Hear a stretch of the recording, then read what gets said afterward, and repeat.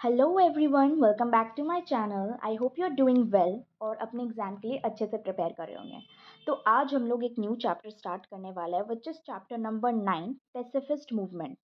So we have already covered the previous chapters so far, so make sure you have watched them before getting into this chapter. अगर नहीं देखा तो you can find the playlist in the description or the in the I button. Okay? तो बिना किसी time waste के इस chapter को स्टार्ट करते हैं इसके इंट्रोडक्शन के साथ। एंड मैं पूरी कोशिश करूँगी वीडियो को ज़्यादा लंबा किए बिना आपको इस चैप्टर की थीम, कंसेप्ट एंड एसेंस को अच्छे से समझा सकूँ। Okay okay, first of all जब मैं पढ़ रही थी ना ये चैप्टर तो मुझे लगा कि पैसिफिज्म, ओके ये ज़रूर कुछ पैसिफिक ओशन से रिलेटेड होगा, बट इससे इसका कोई लेना देना नहीं था। बट फिर भी मैं आपको स्टार्ट करती हूँ। देखो, पैसिफिज्म क्या है, इस वर्ड का मतलब क्या है। पैसिफिज्म वर्ड जो आया है लैटिन वर्ड से आया है। पैसी, पैसी का मतलब होता है पीस यानी कि शांति, और फियर्स, फिसर या फिकस का मतलब होता है टू मेक। सो पैसिफिज्म का लिटरल मीनिंग होता है शांति बनाना या पीस क्रिएट करना। अब देखो पैसिफिज्म का एम क्या है। पैसिफिज्म का मेन गोल बहुत सिंपल है, प्रॉब्लम्स को पीस के साथ सॉल्व करना विदाउट वायलेंस। पैसिफिस्ट मानते हैं वॉर कभी भी फर्स्ट ऑप्शन नहीं होता, नहीं होना चाहिए। पॉलिटिकल या सोशल गोल्स अचीव करने के लिए वायलेंस यूज़ करना ज़रूरी नहीं है। गवर्नमेंट और बड़े इंस्टीट्यूशन को भी फोर्स यूज़ करने से बचना चाहिए। सही तरीका ये है कि बेसिकली नेगोशिएशन, डायलॉग, कॉम्प्रोमाइज़ और बेसिकली कॉपरेशन के साथ किसी भी प्रॉब्लम्स को सॉल्व करना चाहिए। तो बेसिकली जो पैसिफिज्म है क्या अपोज करते हैं, वॉर को, मिलिट्री एक्शन को, और किसी भी फॉर्म की ब्रुटैलिटी होती है ना उसे अवॉइड करते हैं, और वायलेंस को पॉलिटिकल, सोशल, इकोनॉमिक गेन के लिए यूज़ करने से मना करते हैं। ओके, तो पैसिफिज्म का सिंपल मतलब है वॉर का एग्जैक्ट अपोजिट। अब देखो, सबसे पहली बात, पैसिफिज्म की कोई सिंगल डेफिनेशन नहीं है। पैसिफिज्म की कोई फिक्स डेफिनेशन नहीं होती क्योंकि लोग उसे अलग अलग तरीके से समझते हैं। लेकिन एक चीज़ सब में कॉमन होती है, पैसिफिज्म वायलेंस के बिना पीस लाना होता है, पीस क्रिएट करना होता है। कुछ लोगों के लिए पैसिफिज्म का मतलब लाइफस्टाइल होती है, मतलब पीसफुल रहना। कुछ लोगों के लिए एक पॉलिटिकल फिलॉसफी होती है, यानी पीसफुल सोसाइटी बनाना। इसीलिए पैसिफिज्म इंडिविजुअल लेवल पर काम करता है और सोसाइटी लेवल पर भी। अब ये पैसिफिस्ट आइडिया आता कहाँ से है? तो पैसिफिज्म का बेसिक आइडिया जो है ज़्यादातर रिलीजियस टीचिंग से इंस्पायर्ड है, जैसे कि Buddhism, Christianity, Jainism and Hinduism. Okay, ये सब कंपैशन, फॉरगिवनेस, लव और नॉन वायलेंस को प्रमोट करती है। तो पैसिफिज्म इतना पॉपुलर हुआ कैसे? पैसिफिज्म पॉपुलर कब हुआ? तो बेसिकली पैसिफिज्म पॉपुलर तब हुआ जब वर्ल्ड लीडर्स ने इसे प्रैक्टिस करके दिखाया रियल लाइफ में। दो सबसे इम्पोर्टेंट नेम्स हैं Mahatma Gandhi and Martin Luther King. उन्होंने दुनिया को प्रूफ दिया कि शांति के साथ भी इनजस्टिस को हराया जा सकता है, वायलेंस के बिना भी राइट्स जीते जा सकते हैं। इससे मिलियन लोगों को होप मिली कि पीसफुल मूवमेंट भी सक्सेसफुल हो सकते हैं। पैसिफिज्म का कन्फ्लिक्ट रेजोल्यूशन टूल्स भी है। तो पैसिफिज्म बेसिकली डिस्ट्रक्शन अवॉइड करता है, ब्लडशेड अवॉइड करता है, हेट्रेट कम फैलाता है। इसीलिए ये माना जाता है कि पैसिफिज्म कॉन्फ्लिक्ट रिजॉल्व करने का सबसे हमने और सस्टेनेबल मेथड्स है। जैसे कि वॉर डिस्ट्रक्शन लाता है, वायलेंस जनरेट करता है, पर पैसिफिज्म क्या लाता है? Understanding, respect and long lasting peace. So I hope आपको इंट्रोडक्शन बहुत अच्छे से समझ आ गया होगा। तो बेसिकली मैंने आपको इंट्रोडक्शन में बताया पैसिफिज्म का मतलब होता है पीस मेकिंग यानी शांति बनाना, वॉर और वायलेंस को रिजेक्ट करना। बेसिकली इसमें बिलीफ होता है कि डिस्प्यूट्स को पीसफुली रिजॉल्व करना चाहिए। कोई एक सिंगल डेफिनेशन नहीं है, पर कोर आइडिया सेम है, पीस विदाउट वायलेंस। पर्सनल और सोसाइटल लेवल दोनों पर काम करता है, और इसकी रूट्स आई है Buddhism, Christianity, Jainism, Hinduism and basically अलग अलग रिलीजन टेक्स्ट से। गांधी जी ने और मार्टिन लूथर किंग ने इस कॉन्सेप्ट को ग्लोबल लेवल पर स्ट्रेंथन किया, और इसका बेस्ट मेथड है कॉन्फ्लिक्ट रेजोल्यूशन। ओके, चलो अब पैसिफिज्म के बारे में इंट्रोडक्शन में ही आपको इतना कुछ बता दिया, अब ये टॉपिक और अच्छे से समझ आएगा। तो दूसरा टॉपिक है हमारा, व्हाट इज़ पैसिफिज़्म। अब आई एम श्योर आपको पैसिफिज़्म तो समझ में आ ही गया कि पैसिफिज़्म का सिंपल मतलब है कि वॉयलेंस और वॉर कभी एक्सेप्टेबल नहीं होते, चाहे सिचुएशन कुछ भी हो। पैसिफिस्ट मानना करते हैं कि जो सारे कॉन्फ्लिक्ट्स हैं पीसफुली रिजॉल्व होने चाहिए, वायलेंस कभी जस्टिफाई नहीं हो सकती। कई पैसिफिस्ट तो सेल्फ डिफेंस में भी वायलेंस को गलत मानते हैं। ओके, वो वॉर हमेशा डिस्ट्रक्टिव और मॉरली रॉन्ग होता है। तो अगर शॉर्ट में कहूँ तो पैसिफिज्म हमेशा वायलेंस के ऊपर पीस को चुनते हैं। इसमें वो सारे लोग आते हैं जो वॉर के अगेंस्ट होते हैं और पीसफुल तरीके से प्रॉब्लम सॉल्व करने में विश्वास रखते हैं। तो बेसिकली पैसिफिज्म से पीस एडवोकेसी, बेसिकली पैसिफिज्म सिर्फ एक बिलीफ नहीं होती। ओके, ये एक प्रैक्टिकल मूवमेंट भी होती है। कई लोग स्ट्रिक्टली ऑल वायलेंस को रिजेक्ट नहीं करते हैं, लेकिन वॉर उन्हें डीपली डिस्टर्ब करता है, इसीलिए वो पीस को स्ट्रांगली प्रमोट करते हैं। कैसे, कौन कौन से टूल्स वो लोग प्रमोट करते हैं पैसिफिज्म में? पहला होता है petition, meetings, negotiation, dialogue, non violent protest and peace campaign. ये लोग पीस ग्रुप्स के थ्रू वॉर ख़त्म करने की कोशिश करते हैं, लॉन्ग टर्म पीस के आइडियाज़ बनाते हैं, लोगों को मोबिलाइज करते हैं ताकि मिलिट्री सोल्यूशन को रिजेक्ट करें। तो पैसिफिज्म जो है एक बिलीफ है और एक्शन दोनों हैं। ओके, तो इसमें ना कुछ वैल्यूज़ भी हैं, वैल्यूज़ एंड वर्च्यूज़। तो पैसिफिज्म की ना तीन, पैसिफिज्म बेस्ड है तीन मेन वैल्यूज़ पर। पहला है टॉलरेंस, दूसरा है हार्मोनी एंड तीसरा है लव। टॉलरेंस यानी टॉलरेट करना। ओके, मतलब थोड़ा हमें सहना चाहिए। अगर कोई चीज़ परेशान कर रही है तो हमें टॉलरेट करना चाहिए। हार्मोनी, हार्मोनी यानी पीस। और तीसरा होता है लव, लव तो लव है। ओके, तो बेसिकली पैसिफिस्ट का मानना है अगर लोग इन वैल्यूज़ को फॉलो करेंगे तो वायलेंस और वॉर की ज़रूरत ही नहीं पड़ेगी। तो पैसिफिज्म प्रमोट करते हैं inner peace, self control, non violent behaviour और सब इंसानों के लिए रिस्पेक्ट। इसीलिए पैसिफिज्म का मॉरल, एथिकल और स्पिरिचुअल टीचिंग से जोड़ा गया है। अब देखो, यहाँ है लियो टॉल्स्टॉय।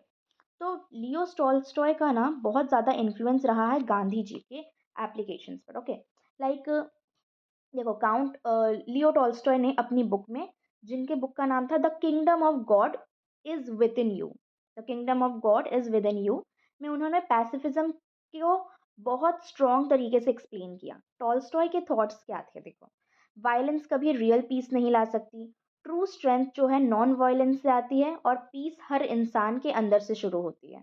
ये आइडियाज़ गांधी जी को डीपली इंस्पायर करते हैं और गांधी जी पर इफ़ेक्ट आता है। गांधी जी ने टॉल्स्टॉय की बुक्स पढ़ी, उनके बीच लेटर्स एक्सचेंज हुए।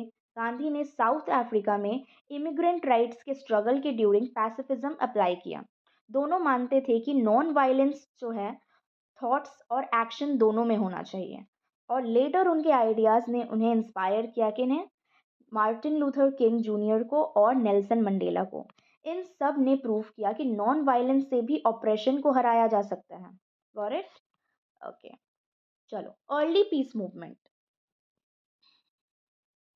देखो, वर्ल्ड वॉर फर्स्ट के पहले यूरोप में बहुत टेंशन बढ़ रही थी और लोग पीस के लिए काफ़ी कंसर्न थे। तो यूनिवर्सल पीस कांग्रेस जो थी, लोग अलग अलग कंट्रीज़ में आकर पीस डिस्कस करते थे, इंटरनेशनल कॉपरेशन प्रमोट करते थे और वॉर को प्रिवेंट करने की स्ट्रैटेजीज बनाते थे। फर्स्ट मेजर कलेक्टिव एफर्ट्स जो हुए वो थे 1889 में स्टार्ट हुए। ओके, बट बहुत चैलेंजेस थी। क्या क्या चैलेंजेस थी? नेशनलिज्म का राइज हो रहा था। कई पैसिफिस्ट नेशनल प्राइड के चक्कर में अपने कंट्रीज की वॉर पॉलिसीज को सपोर्ट करने लगे। कंफ्यूजन क्रिएट हुआ। अब दूसरी प्रॉब्लम थी, हर कंट्री के अलग अलग गोल्स थे। फ्रेंच, इटालियन, जर्मन ग्रुप्स का एम ही अलग था। अब तीसरी थी, कोई सिंगल पैसिफिस्ट कोड नहीं था, हर ग्रुप ने अपनी अलग डेफिनेशन, अपनी अलग डायरेक्शन फॉलो कर रहे थे। चौथी प्रॉब्लम थी, गवर्नमेंट उन्हें इग्नोर करती थी। वो लीडर्स को मैसेज भेजते पर कोई रिस्पॉन्स ही नहीं आता। किसकी बात करिए? पैसिफिस्ट की। स्टिल उनकी रिस्पेक्ट बढ़ी। वो वॉर को रोक नहीं पाए, लेकिन लोगों ने उनकी करेज की तारीफ की। क्योंकि वो उस वक्त पीस की बात कर रहे थे जब दुनिया वॉर के लिए प्रिपेयर कर रही थी। ग्रेजुअली पैसिफिज्म यूरोप और अमेरिका में स्ट्रॉन्ग होता गया। अब देखो, पैसिफिस्ट जो है ना बहुत तरह की होती है। वो होती है डिफरेंट टाइप ऑफ पैसिफिस्ट, जैसे कि एब्सोल्यूट, कंडीशनल एंड सिलेक्टिव। अब एब्सोल्यूट पैसिफिस्ट क्या होता है? बेसिकली एब्सोल्यूट पैसिफिस्ट वो पैसिफिस्ट पे बिलीव करने वाले लोग होते हैं जो बिलीव करते हैं वायलेंस हमेशा गलत होता है, सेल्फ डिफेंस में भी killing is wrong and war किसी भी सिचुएशन में जस्टिफाइज नहीं है। दूसरे होते हैं कंडीशनल पैसिफिस्ट, जनरली वॉर के अगेंस्ट होते हैं, वॉर तभी सपोर्ट करते हैं जब नेशन के सर्वाइवल डेंजर हो, और डिफेंस वॉर एक्सेप्टेबल है लेकिन अग्रेसिव वॉर नहीं, मतलब डिफेंस के लिए वो वॉर को एक्सेप्ट करते हैं लेकिन कभी भी स्टार्ट नहीं करने को कहते हैं। और सिलेक्टिव पैसिफिस्ट वो है जो वॉर तभी एक्सेप्ट करते हैं जब मॉरली जस्टिफाइड हो, अनजस्ट वॉर में पार्टिसिपेट करने से इनकार करते हैं। लाइक एग्जाम्पल, वो वॉर सपोर्ट नहीं करते जहां उनकी कंट्री किसी और नेशन को अटैक कर रही हो। आई होप आपको ये टॉपिक बहुत अच्छे से समझ आ गया होगा। Okay, great. अब देखो ये जो नेक्स्ट टॉपिक है ना, पैसिफिज्म फॉर कॉन्फ्लिक्ट रेजोल्यूशन, ये काफ़ी छोटा सा है और बहुत ही प्यारा सा टॉपिक है। अब देखो इसमें हम लोग बात करने वाले हैं कि पैसिफिज्म को कॉन्फ्लिक्ट रेजोल्यूशन की तरह कैसे देखा जाए। देखो कॉन्फ्लिक्ट जो है ना नेचुरल है लेकिन कंट्रोल्ड होनी चाहिए। तो ये डेफिनेशन से एक स्टार्ट होती है पॉल बोहैनन की। ओके, पॉल बोहैनन जो है एक डेफिनेशन देते हैं, डेफिनेशन नहीं एक कोट्स देता है basically. Society is impossible without conflicts but society is verse then impossible without the control of conflict. इसका मतलब क्या है? कॉन्फ्लिक्ट हर सोसाइटी में ही होती है लेकिन अगर कॉन्फ्लिक्ट को कंट्रोल ना किया जाए तो सोसाइटी टूट जाती है। सिंपल वर्ड्स में कहे तो हम ह्यूमंस हैं, ह्यूमंस के बीच डिसएग्रीमेंट से नहीं बच सकते, पर अगर कॉन्फ्लिक्ट अनकंट्रोल्ड हो जाए तो वो violence, war and destruction create करता है। सो पॉइंट ये है कि कन्फ्लिक्ट जो होते हैं वो प्रॉब्लम्स नहीं है, कन्फ्लिक्ट को जब मैनेज नहीं कर पाता है वो प्रॉब्लम होता है। इसलिए कॉन्फ्लिक्ट्स को एक्सप्रेस करने की ज़रूरी है पर पीसफुली। अब देखो गांधी जी के इस पे क्या व्यूज़ थे। तो रियल कॉन्फ्लिक्ट, देखो गांधी जी के हिसाब से जो रियल कॉन्फ्लिक्ट है वो हमारे अंदर होता है। गांधी जी एक बहुत ही पावरफुल बात बोलते हैं कि हर इंसान के अंदर ट्रूथ और अनट्रूथ दोनों होता है, गुड एंड बैड दोनों होता है, और पीस और एंगर दोनों होता है, सब होता है दोनों हर इंसान में। उन्होंने भगवत गीता को इस तरह इंटरप्रेट किया कि रियल बैटल फील्ड जो है बाहर नहीं होती है, रियल बैटल फील्ड हमारे अंदर होती है। तो जो इसलिए वो लाइन कहता है the field of battle is in our own body. मतलब क्या है? पहले अपने अंदर के कॉन्फ्लिक्ट को रिजॉल्व करो। अगर इंडिविजुअल पीसफुल होंगे तभी सोसाइटी पीसफुल बन पाएगा। इसीलिए गांधी जी ने एम्फेसाइज किया कि inner peace, self discipline and non violence and moral courage कितनी ज़्यादा इम्पोर्टेंट है। फॉर हिम कॉन्फ्लिक्ट को दबाना नहीं चाहिए बल्कि पीसफुली एक्सप्रेस करना चाहिए। ओके, तो इसके लिए inner peace, self discipline, non violence and moral courage का होना बहुत ज़रूरी है। अब देखो आज के मॉडर्न ज़माने में, मॉडर्न वर्ल्ड में बेसिकली किस टाइप के कॉन्फ्लिक्ट्स हैं? आज के टाइम में कॉन्फ्लिक्ट्स अलग अलग लेवल पर होते हैं। इंट्रापर्सनल मतलब इंसान के अंदर के कॉन्फ्लिक्ट्स, इंटरपर्सनल दो लोगों के बीच, ओके, ग्रुप कॉन्फ्लिक्ट्स यानी कम्युनिटीज़ में कॉन्फ्लिक्ट्स होना, नेशनल कॉन्फ्लिक्ट यानी अलग अलग नेशन में, और सिविल वॉर जो किसी कंट्री के अंदर ही स्टार्ट होती है with different groups based on language, ethnicity, या कंट्री के ही बेसिकली जो सिविलियंस होते हैं वो करते हैं। तो हर कॉन्फ्लिक्ट का नेचर अलग अलग होता है जो डिपेंड करता है उस कॉन्फ्लिक्ट की इंटेंसिटी पे, यानी कि किस तरीके का इंटेंस है, परसेप्शन पे यानी अलग अलग व्यूज़ से, और रिजॉल्व करने की विलिंगनेस भी होनी चाहिए, नेगोशिएट करने का इंटेंशन होना चाहिए। तो every conflict is not dangerous, right tool use करे जाए तो अर्ली स्टेज पर सॉल्व हो सकते हैं प्रॉब्लम्स जो कॉन्फ्लिक्ट से राइज हो रहे हैं। ओके, देखो मॉडर्न टूल्स है आज कॉन्फ्लिक्ट रेजोल्यूशन के लिए। आज के ज़माने में हमारे पास काफ़ी एडवांस टूल्स हैं, जैसे कि पीस एक्सपर्ट्स हैं, मीडिएटर्स हैं, नेगोशिएशन टेक्निक्स है, डायलॉग सिस्टम है, डिप्लोमेसी है, कॉन्फ्लिक्ट रेजोल्यूशन स्ट्रैटेजीज है। ओके, ये सब इंश्योर करता है कि कॉन्फ्लिक्ट जो है ऑटोमेटिकली वॉर तक ना पहुंच जाए और हम पीसफुल मेथड्स से इशू रिजॉल्व कर सकें। पैसिफिज्म यहाँ इम्पॉर्टेंट रोल प्ले करता है because it promotes mutual understanding, dialogues, non violence, peaceful negotiation. अब देखो how the world before world war was different. देखो वर्ल्ड वॉर वन और वर्ल्ड वॉर टू से पहले नेशनलिज्म बहुत ज़्यादा हाई थी, कंट्रीज अग्रेसिव थी, पावर और टेरिटरी ग्रैब करना नॉर्मल था। मिलिट्रिज्म जो था वो मतलब बेसिकली आर्म्स बिल्डअप कॉमन था, सब आर्म्स इकट्ठा कर रहे थे, जिस the part of cold war. This mindset is called realism. इस माइंडसेट को रियलिज्म कहा गया। Basically strong nation should protect and expand it's interest by force. Okay, देखो इस अग्रेसिव एनवायरनमेंट में पैसिफिज्म लोगों को वीक लग रही थी। फिर भी पैसिफिस्ट जो थे पीस प्रमोट करते रहे, मूवमेंट स्टार्ट करते रहे, लीडर्स को नेगोशिएट करने पर पुश करते रहे। जब दुनिया वॉर के लिए प्रिपेयर कर रही थी तो ये लोग पीस की बात कर रहे थे, और ये खुद में ही एक बहुत बड़ी अचीवमेंट थी। ओके, तो ये बताना है कि who were the main pacifist during that time. उस टाइम में कौन थे ये main pacifist at the time of world war one and two. तो कई ग्रुप एक्टिवली काम कर रहे थे, पार्टिसिपेट कर रहे थे, पीस बनाने की कोशिश कर रहे थे, जिसमें से कुछ एक है Quakers, religious pacifist and absolute pacifist. Okay, उनका मेन एम था वॉर अपोज करना, नॉन वायलेंस प्रमोट करना, पीसफुल कॉन्फ्लिक्ट रेजोल्यूशन इनकरेज करना। इनके एफर्ट से मॉडर्न पीस मूवमेंट की फाउंडेशन स्ट्रांग हुई। सो आई होप आपको ये टॉपिक छोटा सा जो था मैंने आपको बहुत डिटेल में समझा दिया। और अगर मैं रिकॉल करके आपको बताऊं तो इस टॉपिक में हमने क्या पढ़ा। कॉन्फ्लिक्ट होना नेचुरल है, अनकंट्रोल्ड कॉन्फ्लिक्ट सोसाइटी को डिस्ट्रॉय करते हैं। गांधी जी के अकॉर्डिंग असली बैटलफील्ड इंसान के अंदर होती है। Conflict personal, group, national, international level पर होते हैं, यहाँ तक कि सिविल वॉर्स भी होते हैं। आज हमारे पास नेगोशिएशन, मेडिएशन, डिप्लोमेसी जैसे पावरफुल पीसफुल टूल हैं। वर्ल्ड वॉर्स से पहले नेशन अग्रेसिव और एक्सपेंशनिस्ट थी। पैसिफिज्म उस टाइम वीक लगता था, पर पैसिफिस्ट की इंकरेज, बेसिकली पैसिफिस्ट की करेज बहुत एडमायरेबल थी। क्वेकर्स और एब्सोल्यूट पैसिफिस्ट ने पीस मूवमेंट को strong foundation the. Got it? Great. चलो अब नेक्स्ट टॉपिक करते हैं। देखो गांधी एंड पैसिफिज्म ये काफ़ी बड़ा टॉपिक है, लाइक लिटरली, लेकिन मैं आपको बहुत अच्छे से एक्सप्लेन करूँगी, सो आप ना बने रहो। ओके, मैं हो सकता है मैं पढ़ाते पढ़ाते ना वीडियो को ऊपर करना ही भूल जाती हूँ, तो आपको जब इसे अंडरलाइन करना होगा तो मैं थोड़ा थोड़ा रोक दूंगी, आप अंडरलाइन कर सकते हो। ओके, लेकिन आप पहले टॉपिक को सुनो और समझने पर ध्यान दो कि गांधी एंड पैसिफिज्म में हम लोग क्या क्या पढ़ रहे हैं। देखो स्टार्ट करती हूँ मैं, आप लोग ध्यान से बस सुनो और कंसेप्ट को समझने की कोशिश करो। पैसिफिज्म का मतलब क्या है और गांधी का इन्फ्लुएंस क्या है। देखो हम लोगों ने अब तक पढ़ लिया कि पैसिफिज्म का सिंपल मीनिंग क्या है।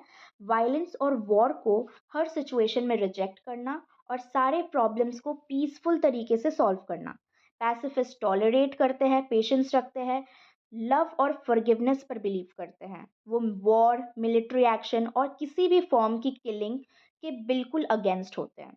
तो गांधी जी जो थे इंडिया में पॉलिटिकल लेवल पर पैसिफिज्म को अप्लाई करने वाले सबसे बड़े थिंकर थे। उनकी इंस्पिरेशन दो जगह से आई थी, जैन ट्रेडिशन से, और बेसिकली जो हर जीव पर अहिंसा हो। ओके, अहिंसा बेसिकली नॉन वायलेंस, एंड सत्य के ऊपर deep commitment which is truth.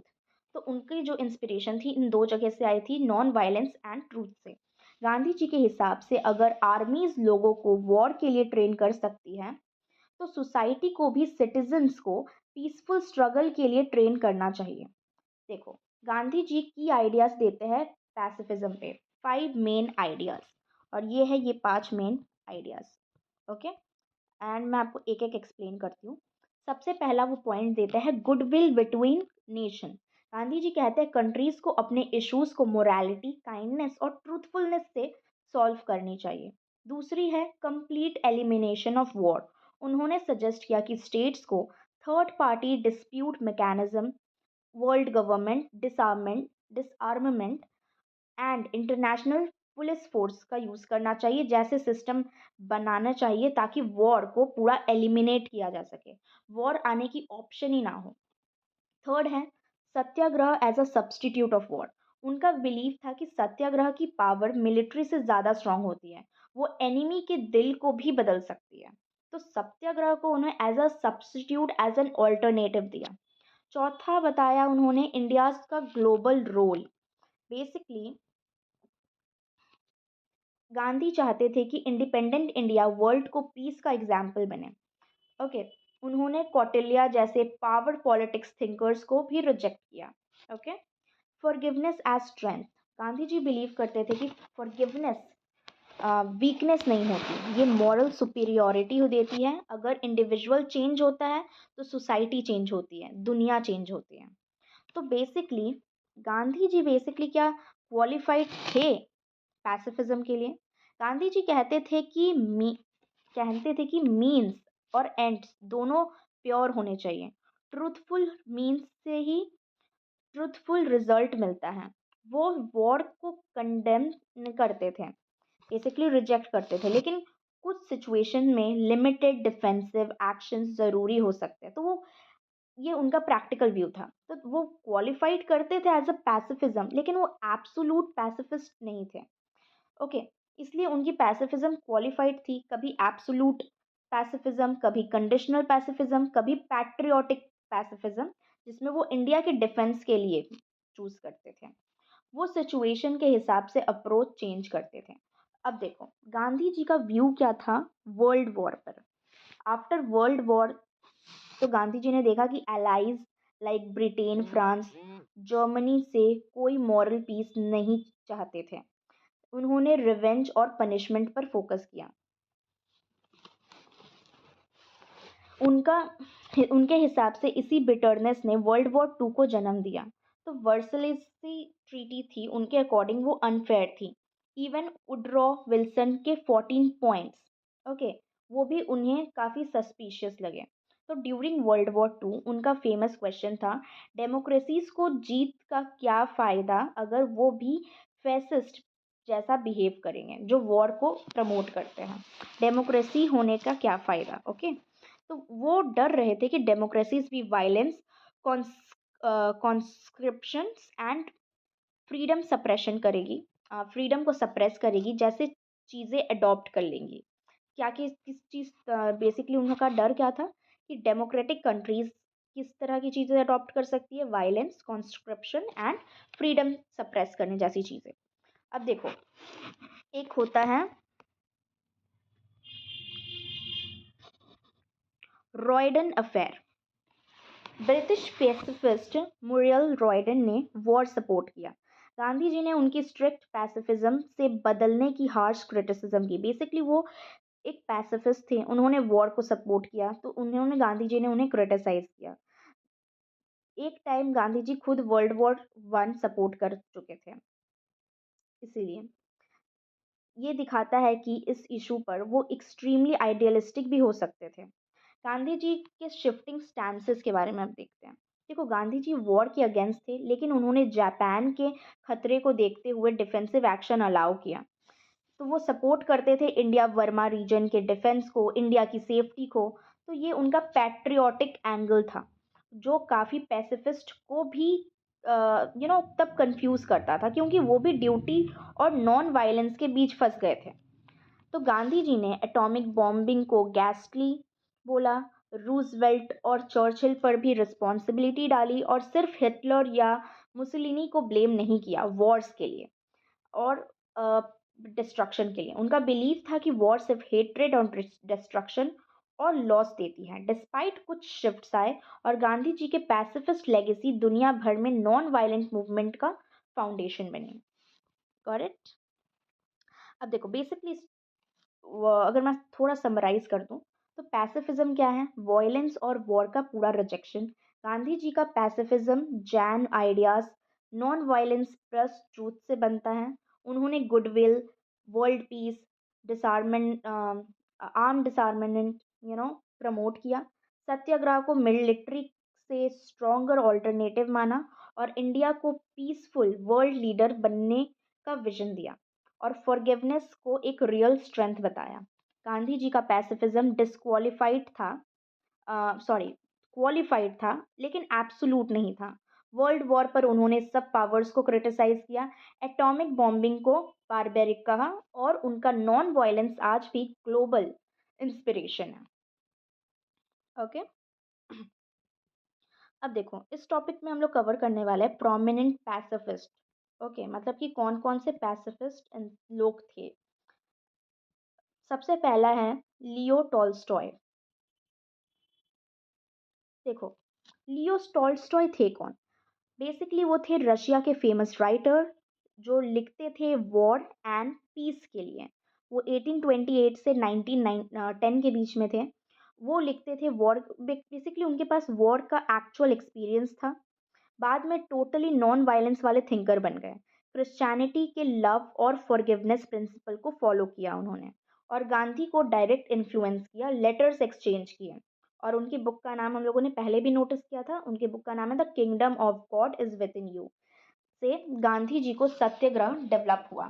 तो इसका कोर आइडिया था कि वायलेंस जो है इमोरल है, सच और प्रेम से ही सोसाइटी सुधर सकती है। और according to it was Leo Tolstoy. Okay. दूसरे थे हमारे Albert Einstein. Yes, Einstein scientist. तो वो थे 1879 से 1955 के बीच तक। ये बेसिकली फादर है फिजिक्स के, साइंटिस्ट थे। वॉर को ह्यूमैनिटी का फेलियर बोलते थे। गांधी को एडमायर करते थे और खुद को मिलिटेंट पैसिफिस्ट बोलते थे, यानी जो एक्टिवली पीस सपोर्ट करते हैं। ओके। बिलीव्स क्या थी उनकी। उनकी बिलीव्स थी वॉर तभी खत्म होंगे जब लोग लड़ने से मना कर देंगे। तो इनका कोर आइडिया था इंसानियत को यूनाइट होना होगा और वॉर को रिजेक्ट करना होगा। तीसरा है एमाइल आर्नोट। बेसिकली अब एमाइल आर्नोट कौन थे। वो थे फ्रेंच लॉयर और एक पीस लीडर। उन्होंने पैसिफिज्म शब्द को यूज किया था पहली बार, और जस्टिस, टॉलरेंस, अंडरस्टैंडिंग पर बेस्ड पीस प्रमोट की। इंटरनेशनल कॉपरेशन के थ्रू कॉन्फ्लिक्ट रेजोल्यूशन को सपोर्ट किया। तो उनका कोर आइडिया था कि कॉन्फ्लिक्ट को फोर्स से नहीं, समझने से सॉल्व करना चाहिए। ओके। नेक्स्ट है बर्ट्रैंड रसल। अब बर्ट्रैंड रसल कौन थे। वो थे 1872 1970 के बीच में। वो बेसिकली थे British philosopher, mathematician and Nobel prize winner. तो इन्होंने क्या किया, वर्ल्ड वॉर वन और न्यूक्लियर वॉर के स्ट्रॉन्ग क्रिटिक्स थे। वर्ल्ड वॉर वन को अपोज करने पर जेल भी गए, और CND यानी कैंपेन फॉर न्यूक्लियर डिसआर्मामेंट के फाउंडर थे। ओके। जो basically nuclear disarmament in whole world को सपोर्ट करते थे, उनके फाउंडर थे। तो इनका कोर आइडिया था कि वॉर इरेशनल है, स्पेशली न्यूक्लियर वॉर से इंसानी सिविलाइजेशन खत्म हो जाती है। अब नेक्स्ट थे जॉर्ज बर्नार्ड। अब देखो ये कौन थे। ये थे Irish play writer and social critic. इन्होंने अपनी राइटिंग्स और स्पीचेस के थ्रू पीस प्रमोट की। जीसस के सरमोन ऑन द माउंट को नॉन वायलेंस प्रूफ बताया। डायलॉग्स और मॉरल रीजनिंग को वायलेंस से बेटर बताया। ओके। तो इनका कोर आइडिया था कि मोरालिटी और कॉन्वर्सेशन वायलेंस से बढ़कर है। नेक्स्ट आते हैं हमारे प्यारे से मार्टिन लूथर किंग, जिनके बारे में हम कितना पढ़ चुके हैं। ओके। तो बेसिकली उनके क्या आइडियाज थे। सबसे पहले तो कौन थे, US सिविल राइट मूवमेंट के लीडर थे। इन्होंने क्या किया था, गांधी से डीपली इंस्पायर्ड थे, रेशियल डिस्क्रिमिनेशन के अगेंस्ट नॉन वायलेंट प्रोटेस्ट करते थे, एंड पीसफुल मार्चेस से इन्होंने US की हिस्ट्री को चेंज किया था। इनका कोर आइडिया था नॉन वायलेंस जो है बहुत पावरफुल है और एक बहुत ही अच्छा वेपन है। नेक्स्ट है एल्डोस हक्सले। बेसिकली ये कौन थे, ये थे एक ब्रेव न्यू वर्ल्ड के राइटर, एंटी वॉर इंटेलेक्चुअल। ये क्या करते थे, वायलेंस और वॉर दोनों को अपोज करते थे, मिलिट्री ओथ लेने से मना कर दिया, इसीलिए US सिटीजनशिप रिजेक्ट कर दी। राइटिंग्स में अग्रेशन और मिलिट्रलिज्म को क्रिटिसाइज करते थे। सो बेसिकली इनका कोर आइडिया था मॉडर्न सोसाइटी को वायलेंस से रिजेक्ट करना ही होगा अगर मॉरल प्रोग्रेस चाहिए। तो ये कहते थे मॉडर्न सोसाइटी को। नेक्स्ट है सोफी स्कोल। अब ये कौन थी, ये एक जर्मन स्टूडेंट थी, एंटी नाइजी रेसिस्टेंट की, वाइट रोज ग्रुप की। ओके। इन्होंने क्या किया था, नाजी जर्मनी में एंटी वॉर लीफलेट्स डिस्ट्रीब्यूट कर रही थी, जो कि उस वक्त बहुत रिस्की था। और जस्ट 21 साल की उम्र में अरेस्ट भी हुई, एग्जीक्यूट कर दी गई। एंड या इनका कोर आइडिया था इनजस्टिस के सामने साइलेंस भी एक तरह की इनजस्टिस है, बुराई है बेसिकली। नेक्स्ट है हेलेन केलर। बेसिकली ये कौन थी ये? थी एक ब्लाइंड डेफ ऑथर जो कि एक्टिविस्ट भी थी, जो क्या करती थी वुमेन राइट के लिए, डिसेबिलिटी राइट्स के लिए एंड पीस सब में मतलब एक्टिवली पार्टिसिपेट करती थी। एंटी मिलिटरिस्ट स्टैंस था उनका, आर्मीज दूसरे नेशन को डोमिनेट नहीं करने चाहिए, उनके ऐसे व्यूज थे। तो बेसिकली इनका कोर आइडिया था वायलेंस सफरिंग के थ्रू बढ़ती है, बेसिकली वायलेंस सफरिंग बढ़ाता है, इक्वालिटी और कंपैशन पीस लाता है। And last but not the least, vera Britain. ये कौन थी? ये थी इंग्लिश नर्स, बेसिकली ब्रिटेन की राइटर थी, पैसिफिस्ट थी। इन्होंने क्या किया? वर्ल्ड वॉर फर्स्ट में वो नर्स थी, वॉर के हॉरर को देखा, लाइफ लॉन्ग पैसिफिस्ट बन गई। वर्ल्ड वॉर टू में लेटर्स टू पीस लवर लिखा, letters to piece lover, okay. उन्होंने न्यूक्लियर वेपन्स, कॉलोनलिज्म, अपार्थाइड ऐसी चीज़ों को अपोज किया। पैसिफिस्ट होके भी सोसाइटी में ह्यूमैनिटेरियन ड्यूटी परफॉर्म की। तो इनका कोर आइडिया था रियल पैसिफिज्म, लोगों की हेल्प करना, ड्यूटी से भागना नहीं होता। Got it? तो बेसिकली अभी तक हम लोगों ने क्या क्या कवर किया? टोटल टोटल 10, बेसिकली 10 पैसिफिस्ट के बारे में, जिसमें थे टोल्स्टॉय जो गांधी के स्पिरिचुअल इन्फ्लुएंसर थे, वॉर से टर्न हुए पैसिफिस्ट। आइंस्टाइन जो कि साइंटिस्ट थे, मिलिटेंट पैसिफिस्ट थे, वॉर को ह्यूमैनिटी का फेलियर मानते थे। अर्नोल्ड वो कौन थे? पैसिफिज्म वर्ड को कॉइन किया था। रसल रसल ने वर्ल्ड वॉर वन को अपोज किया और न्यूक्लियर डिसआर्ममेंट को सपोर्ट किया। अब शॉ कौन थे? Basically George Bernard Shaw, right. तो बेसिकली वो डायलॉग एंड मोरालिटी को वायलेंस से बढ़कर मानते थे। मार्टिन लूथर किंग ने गांधी से बहुत ज़्यादा इंस्पिरेशन ली, और बेसिकली वो किसके सिविल राइट्स के इन यूएस के लीडर थे। हक्सली ने क्या कहा? एंटी वॉर राइटर थे और उन्होंने यूएस सिटीजनशिप के लिए मना कर दिया, क्योंकि उन्हें वॉर में डिफेंस करने के लिए कभी भी भेजा जा सकता था। नाउ सोफी स्कोल एंटी नाजी थी, और वो अरेस्ट भी हुई थी। वो बेसिकली क्या करती थी? अम, वो लीफलेट अवेयरनेस जनरेट करती थी लोगों के बीच जाकर, जो कि काफ़ी रिस्की था at that time. And Helen Keller थी जो डेफ थी, ब्लाइंड थी, और एंटी मिटिल मिलिटरिस्ट ह्यूमैनिस्ट थी। ओके, मैं बहुत ज़्यादा ग्रम्बल कर रही हूँ, तो आप थोड़ा इतना जज मत करना।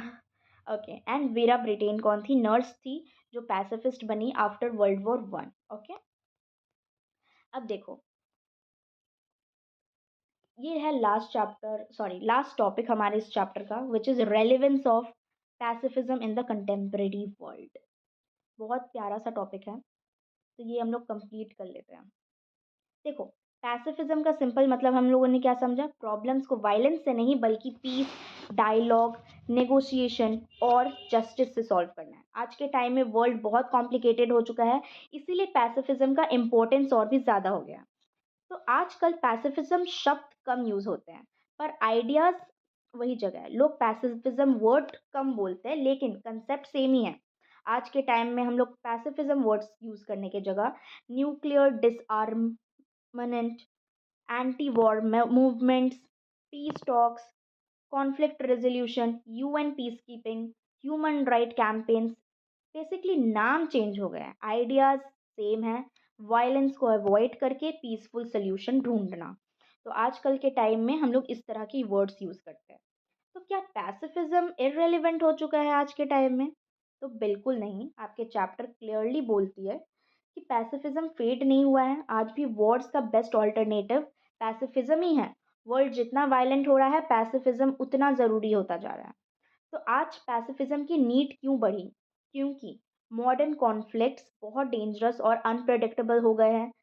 क्या कैसे कैसे कैसे हमारे मॉडर्न कॉन्फ्लिक्ट्स हैं? टेरिटोरियल वॉर्स, रिलीजियस और ethnic conflicts, civil war, terrorism, resource war जो ऑयल और वाटर के लिए होती है, न्यूक्लियर थ्रेट्स। आज के टाइम में एक छोटी सी वॉयलेंस भी पूरे रीजन को डिस्टर्ब कर सकती है through globalisation, because we are all connected. और कहीं एक चीज़ हुई वहाँ दूसरी जगह अफेक्ट भी करती है। इसलिए पैसिफिज्म एक सेफ स्टेबल अप्रोच देता है। मॉडर्न वर्ल्ड में पैसिफिज्म अलग अलग नामों से दिखता है, right? Even if people don't call themselves pacifist, उनका मूवमेंट पैसिफिस्ट ही होता है। चाहे वो यूएन की पीस कीपिंग मिशंस हो, ब्लैक लाइव्स मैटर हो, नॉन वायलेंट प्रोटेस्ट अप्रोच हो, क्लाइमेट एक्टिविज्म हो, एंटी न्यूक्लियर कैंपेन हो, या पीस एजुकेशन प्रोग्राम हो, या डिप्लोमेटिक नेगोशिएशन हो, ये सब मॉडर्न फॉर्म्स है पैसिफिज्म के। देखो, पैसिफिज्म का यूरोप से ग्लोबल स्प्रेड कैसे हुआ? सबसे पहले पैसिफिज्म यूरोप में स्ट्रांग था, specially world war one and two के बाद। फिर ये ग्लोबली स्प्रेड हुआ लीडर्स के थ्रू। कैसे? कौन से leaders? Mahatma Gandhi, Martin Luther King junior, Nelson Mandela, Dalai Lama, Aung San Suu Q. Okay, ऐसे लीडर ने पैसिफिज्म को ग्लोबल मूवमेंट बना दिया। तो पैसिफिज्म आज भी most viable alternative to war है, क्योंकि आज मॉडर्न वॉर सिविलियंस को मारते हैं, इकोनॉमी डिस्ट्रॉय करते हैं, रेफ्यूजी बनाते हैं, साइकोलॉजिकल ट्रॉमा क्रिएट करते हैं, एनवायरनमेंट को डैमेज करता है, न्यूक्लियर डिस्ट्रक्शन का रिस्क बनता है। तो पैसिफिज्म ने इन सारी डिस्ट्रक्शन को प्रिवेंट करते हैं। It is morally right, practically safe and economically better. तो इसका कोर मैसेज ये है कि आज शब्द पैसिफिज्म कम यूज होता है, कम सुनने में मिलता है, पर आइडियाज एंड मूवमेंट दोनों स्ट्रांगली अलाइव हैं। तो मॉडर्न पीस मूवमेंट ही पैसिफिज्म का न्यू लैंग्वेज है। Got it? तो बेसिकली हम लोगों ने इस चैप्टर में क्या ही पढ़ा, देखो। अब मैं एकदम छोटा सा कंक्लूजन आपको देती हूँ कि हम लोगों ने पूरे चैप्टर में क्या कवर किया। इस पूरे चैप्टर में हमने समझा कि पैसिफिज्म जो है बेसिकली एक ऐसी फिलॉसफी है जो कहती है कि इंसानी कॉन्फ्लिक्ट्स को वायलेंस, वॉर और फोर्स से नहीं, बल्कि पीसफुल मेथड जैसे कि डायलॉग, नेगोशिएशन, मेडिएशन, जस्टिस और एम्पैथी से सॉल्व करनी चाहिए। सबसे पहले हमने पैसिफिज्म के बेसिक्स मीनिंग को समझा कि वायलेंस को रिजेक्ट करना, बेसिकली ट्रूथ और जस्टिस को प्रेफर करना, और पीस को एक moral as well as practical necessity मानना। फिर हमने देखा कि कॉन्फ्लिक्ट रेजोल्यूशन के लिए पैसिफिज्म कितने इंपॉर्टेंट टूल्स हैं। आज के कॉम्प्लेक्स डिस्प्यूट्स, चाहे वो पॉलिटिकल हो, कल्चरल हो, रीजनल हो या इंटरनेशनल हो, उनकी सस्टेनेबल सोल्यूशन हमेशा पीसफुल अप्रोचेस से ही पॉसिबल है। तो चैप्टर ने ये भी काफ़ी हाईलाइट किया कि गांधी जी ने पैसिफिज्म को एक पावरफुल प्रैक्टिकल मेथड में बदल दिया। उनका सत्याग्रह, अहिंसा और मॉरल करेज ने प्रूव किया कि नॉन वायलेंस सिर्फ एक आइडियल नहीं है, बल्कि एक इफेक्टिव स्ट्रैटेजी है जो पूरे सोसाइटी को ट्रांसफॉर्म कर सकती है। हमने प्रोमिनेंट पैसिफिस्ट के कंट्रीब्यूशन भी देखे, जैसे कि Tolstoy, Einstein, Martin Luther King, Russell, Huxley, Helen Keller, Sophie Scholl and many others, जिन सब ने अपनी राइटिंग्स, मूवमेंट और मॉरल पोजीशन के थ्रू वर्ल्ड पीस को स्ट्रेंथन किया। एंड फाइनली हमने समझा कि आज के कंटेम्प्रेरी वर्ल्ड में भी पैसिफिज्म की रेलिवेंस कम नहीं हुई है, बल्कि और ज़्यादा इंपॉर्टेंट हो गई है। चाहे लोग पैसिफिज्म शब्द कम यूज़ करते हो, पर nuclear disarmament, peace keeping, conflict resolution, human rights, climate justice, ये सब मॉडर्न फॉर्म्स है पैसिफिज्म के ही। तो ओवरऑल चैप्टर में हमने ये सीखा कि वायलेंस कभी परमानेंट सोल्यूशन नहीं होता। पैसिफिज्म एक बैलेंस्ड, मॉरल और प्रैक्टिकल अप्रोच देता है, और जो लॉन्ग टर्म पीस, जस्टिस और ह्यूमन डिग्निटी को प्रोटेक्ट करना चाहते हैं। इसी वजह से मॉडर्न ग्लोबल चैलेंजेस के बीच पैसिफिज्म आज भी, और शायद पहले से भी ज़्यादा, most viable alternative to war बन चुका है। तो आई होप आपको ये पूरा चैप्टर बहुत अच्छे से समझ आया होगा और आपने बहुत इन्जॉय किया होगा। और अगर आपको फिर भी कोई डाउट बचा है तो आप मुझसे कमेंट सेक्शन में पूछ सकते हैं। और आई होप आप इस वीडियो को लाइक करेंगे और मेरे चैनल को सब्सक्राइब करेंगे। Thank you so much for watching, और मिलते हैं नेक्स्ट वीडियो में, जिसमें हम कवर करेंगे chapter number 10 which is about women's movement. Okay, तो चलिए मिलते हैं नेक्स्ट वीडियो में। अभी के लिए बाय बाय।